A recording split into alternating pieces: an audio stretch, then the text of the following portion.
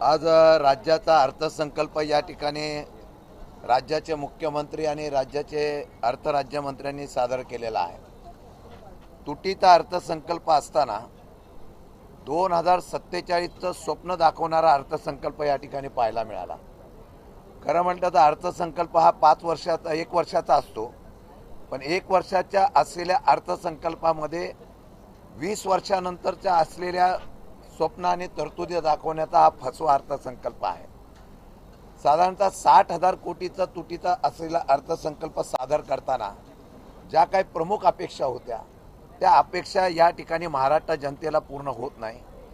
देवदेवतांचं नाव घ्यायचं, किल्ल्यांच्या दुरुस्तीच्या संदर्भातला अर्थसंकल्प सादर केला असं दाखवायचं आणि भावनिकतेने हा अर्थसंकल्प फसवा करण्याचा प्रयत्न केला आहे। देवांची मंदिरं, किल्ले याचा आमचा विरोध नाही, परंतु या नावाखाली सर्वसामान्य छत्रपती शिवाजी महाराजांनी, देवाने या ठिकाणी शेतकऱ्यांचा, बळीराजांचा, सर्वसामान्य जनतेला न्याय द्यावा अशा प्रकारचा राज्याचा असलेला हा दूरदृष्टीपणा या अर्थसंकल्पामध्ये दिसलेला नाही। आपण जर बघितलं, शहरीकरणाचा उदात्तीकरण करण्याचे वेगळ्या प्रकारच्या असलेल्या, मगाशी पत्रकारांनी विचारल्याप्रमाणे आपण जर बघितलं तर फक्त करोडो रुपयाची विकास कामं, बुलेट ट्रेन, मेट्रो, आता मेट्रो दिल्लीपर्यंत नेण्याचा संकल्प पुढच्या अर्थसंकल्पात येईल अशी अपेक्षा आहे।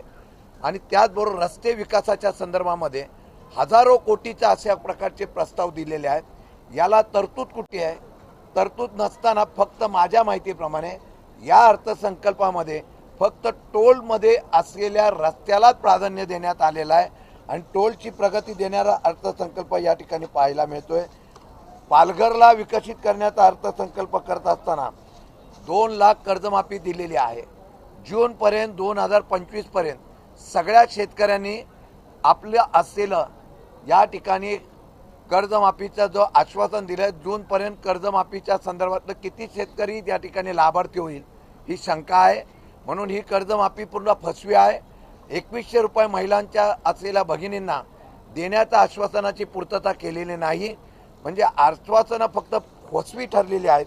म्हणून या अर्थसंकल्पात सर्वसामान्य जनता, सर्वसामान्य माणसं यांना निश्चितपणाने या कर्जमाफीपासून सर्व याच्यापासून फसवलेला आहे।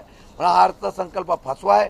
हा अर्थसंकल्प काही उद्योगपतींना पाठीशी घालणारा, हा अर्थसंकल्प काही कॉन्ट्रॅक्टरांना, मोठ्या कॉन्ट्रॅक्टरांना घेऊन पुढच्या निवडणुकीची तरतूद करण्याचा अर्थसंकल्प आहे का, अशा प्रकारचा आमचा आरोप आहे। या अर्थसंकल्पाला महाराष्ट्रातल्या सर्वसामान्य जनतेला, शेतकऱ्यांना, लाडक्या बहिणींना या अर्थसंकल्पातून फायदा झाला नाही अशा प्रकारचा आमचा थेट आरोप आहे।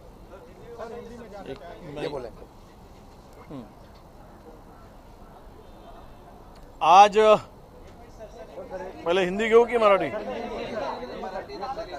पहले मराठी। हाँ।